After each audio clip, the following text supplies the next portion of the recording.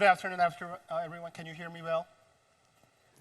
Thank you. So thank you for joining us for today's session. It's titled The World of Washington Lobbyists. The session was designed to strengthen corporate and governmental policy response capabilities amid the growing uncertainties in the U.S. politics, especially the administration. Many of you may be unfamiliar with lobbying in the U.S. since lobbying is not legal in South Korea.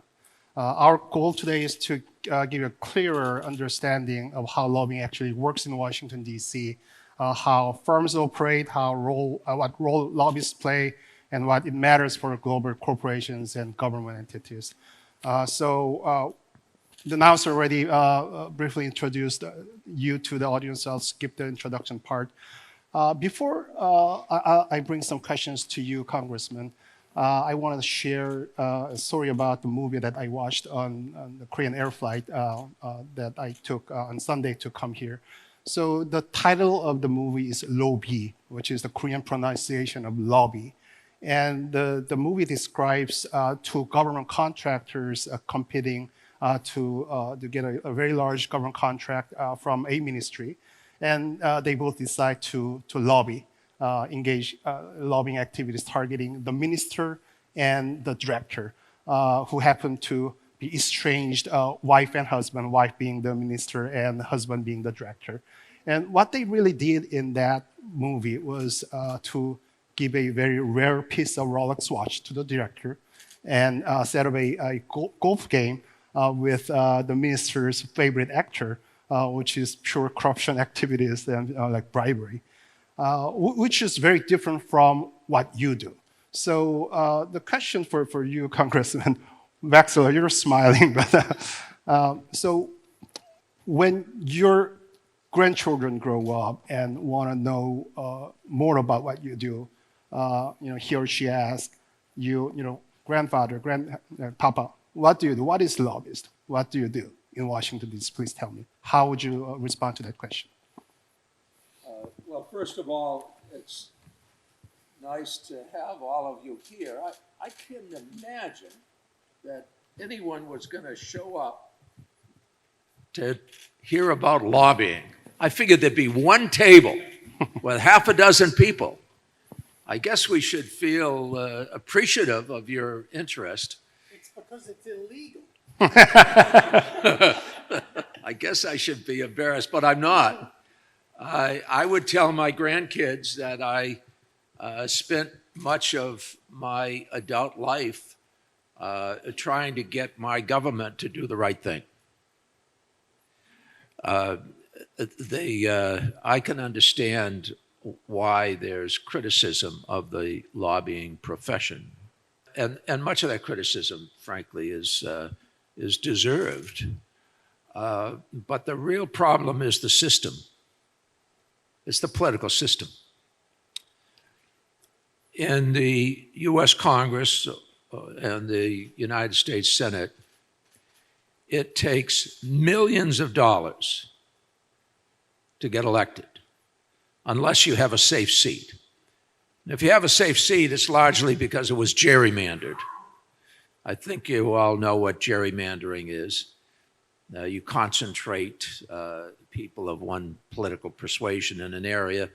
And if the Republicans do it, for example, they'll find a minority area, figuring that minorities are going to vote more likely for Democrats.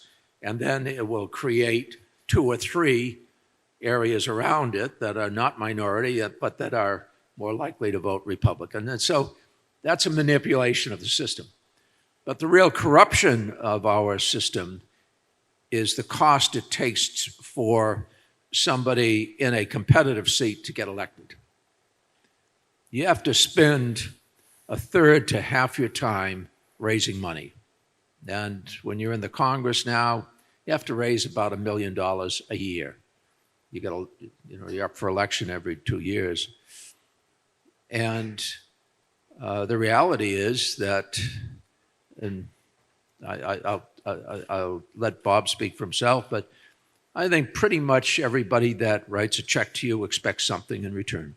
Elected officials, at least at the federal level, are very much influenced by who funds their election. That's who they're dependent upon. And that's a corruption of the system as far as I'm concerned. Europe has a better system. I wish we did. Maybe wait for campaigning for the last 2 or 3 months before an actual election. But of course, that would help incumbents. Or maybe say nobody can write a check for more than $100 US, something like that. We now have a cap. It's about $3,000 or so that you can contribute for a primary and then a general election, a primary within your own political party. But it's not a good system. But that doesn't mean that you can't do the right thing to the extent you see it within that system. And I spent over 30 years in elective politics, 35 years. And so when I retired, and I only retired when I didn't have any opposition within the Democratic Party or in the general election, I figured, okay, I want to retire at the top of my game. And I was happy to go into government representation, in other words, lobbying, because I saw too many instances where good ideas, good companies, good causes, good countries were not treated justly, equitably, because they were not adequately represented. And so the job of a lobbyist, as far as I'm concerned, is to inform, be honest, but to provide a perspective that you believe to be accurate, but that is going to give legislators facts that you feel they should have before making decisions that affect individuals, companies, countries, et cetera. And so I don't have any embarrassment about being a lobbyist. I'm embarrassed that I've gotten so overweight since I retired, and I'm old, but in terms of my profession, there's no reason to be embarrassed because I'm proud of the clients I represent. Do you want to turn it over to Bob, or do you want me to just filibuster? We only have 38 minutes left, so maybe we can move on to Congressman Wexler. So I think Congressman Moran covered a response to my first question. So I want to move on to the next question. So you were in the Congress and moved on to private sector. Now you represent your clients in the private sector. How is it different as a lobbyist who is working outside the Congress from what you saw lobbying activities as a member of Congress when you were in Congress? What are the observations and how different are they as a private lobbyist and a member of Congress? So maybe a combination of the first and second question, if I may. Since lobbying is an unknown to most Koreans, I would put it in the context of a lobbyist is very similar or almost identical to a lawyer. A lawyer practices in the judicial system, a lobbyist practices in the political system. A lawyer represents a client before a court, before an agency, in a negotiation, whatever it may be. A lobbyist represents a client in a political endeavor, whether it's a government agency, whether it's in the White House, whether it's in the Congress, a state legislature, county commission. It's very comparable. I think what it comes down to is the ultimate difference is that when you're in elected office, ideally you represent the public will of your constituency or a combination of what you think is right. Hopefully the two are complementary. Sometimes they may not. But your higher calling in the context of your oath, in the context of America, is to the Constitution of the country. So you represent the Constitution. You represent the public good. You represent your particular constituency. And that individual representative has to weigh and balance, I think, those three. As a lawyer, as a lobbyist, you represent a client. and you are a part of either the legal system or the political system. Now, hopefully that individual will also have a moral or ethical code that guides him or her, but your job is to represent, in the context of lobbying, the interests of that particular client and be an advocate. There's nothing wrong. I would say there's everything right for being an advocate. And Jim rightfully points out some of the drawbacks of the political system in the United States. But like the legal system, a political system in a democracy works best when all sides have strong representation, make the strongest arguments, put forth the facts, and let the public or the president or the Congress or the decision maker weigh those facts and come to a decision. Thank you. So those two questions were really to provide a baseline, the foundation of our discussion. So we can summarize that your responses as what the lobbyist does is, or lobbyists do is really to represent the interest of the client. Although the system is not perfect, some may see the system as corrupted a system, but you try to make it work, navigating through the system, whether it's good or not, and that's what you do. If I may, I think it's also, though, more than just representing the interests. Oftentimes, take Jim. He served in the Congress forever, for many, many years. A client comes to him, they don't know the Congress as well as he does. So they're coming, they're saying, I need X appropriation, or I want X appropriation. So Jim is not just going to represent that client, he's likely going to inform their strategy.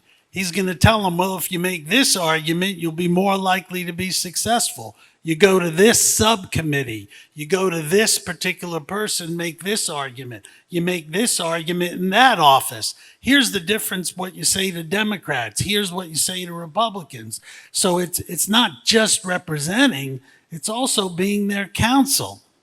I think, and a guy like Jim, who's so knowledgeable, that's what people pay for, his knowledge. Knowledge, experience. Yes. Thank you. Thank you. So let me ask you a few more questions, which is to really illustrate how some of the examples of what lobbyists can do. So from your time in Congress, can you share an example where industry lobbying actually directly impacted the way legislation was shaped? Can you share an example?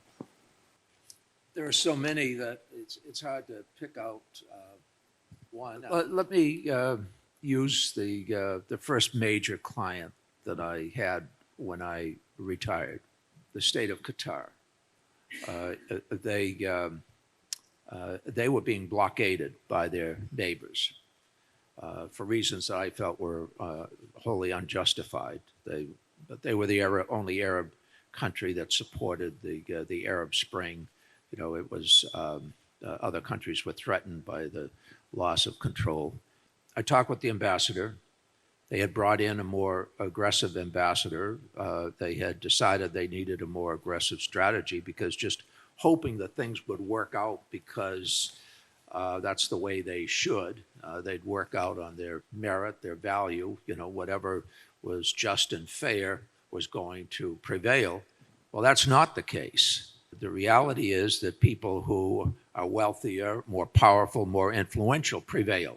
And they're not always the ones who are right. And so the ambassador said, I want you to be honest, I want you to obey the law, and I want you to do what you feel is right. But I also need you to tell us how we can stop this blockade, get the administration and the Congress to support us.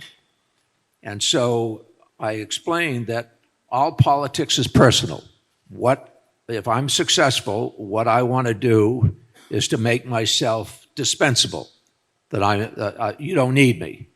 But right now you do, because I need to connect you to the people who are going to make the difference. both in the administration, the Defense Department, the State Department, but also in the Congress.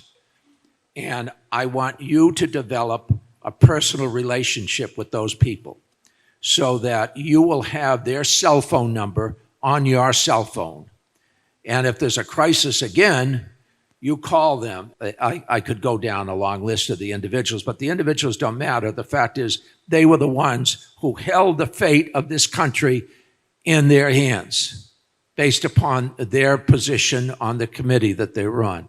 And so my job was to go to the people who I knew, explain the situation as I saw it, and then to enable them to travel to Doha, but primarily to get to know the ambassador and to understand the perspective of Qatar.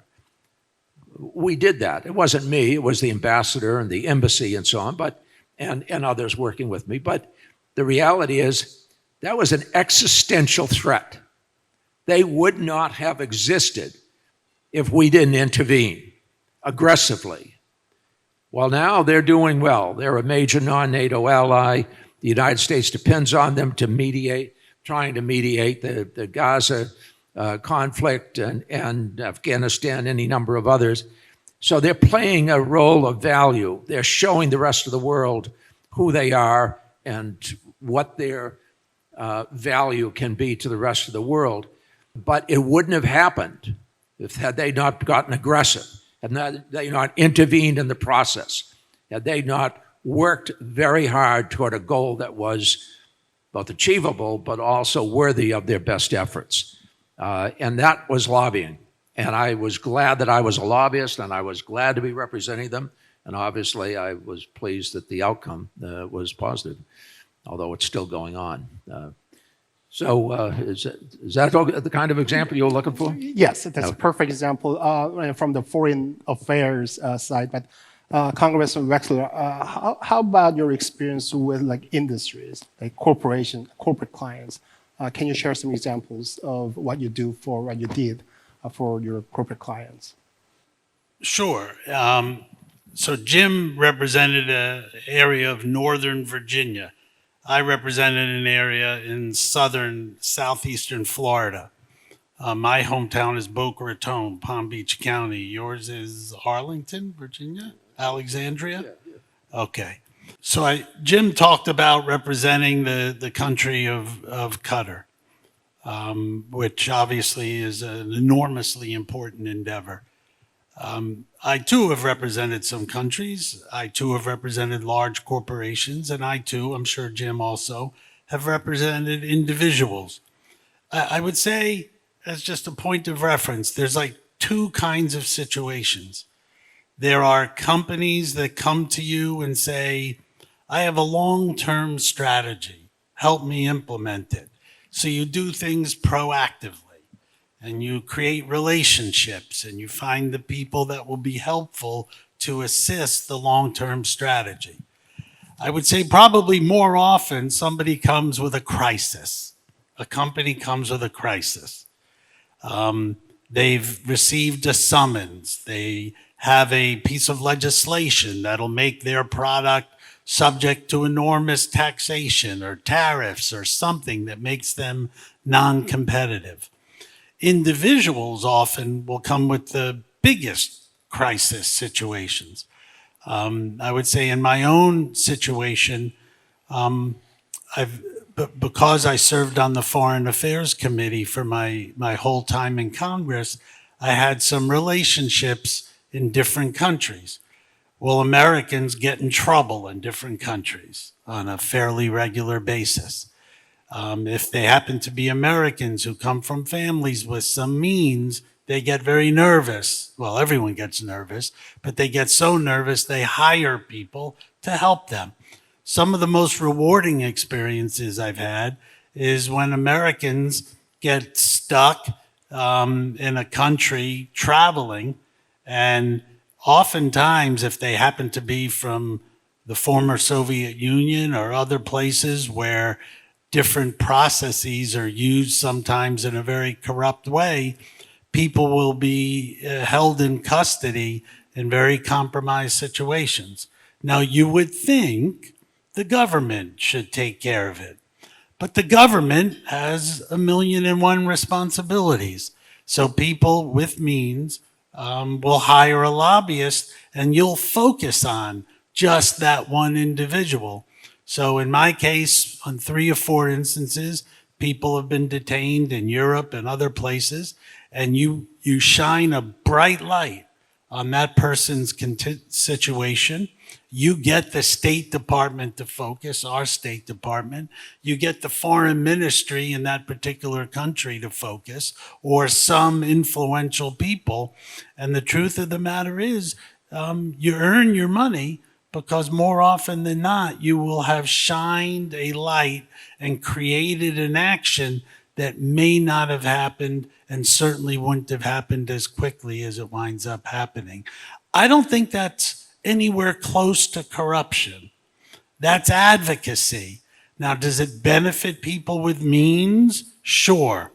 But show me any part of life, frankly, that people with means are not generally better situated than people without means.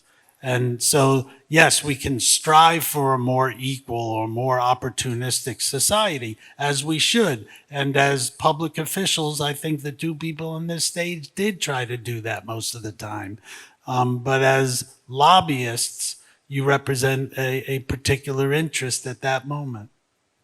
Well, we're running out of time, and this is probably the last time I'll have the privilege of communicating with perhaps any of you. But I wanted to just share a personal perspective. When I was the age of most of you, young, 20s, early 30s, I was idealistic.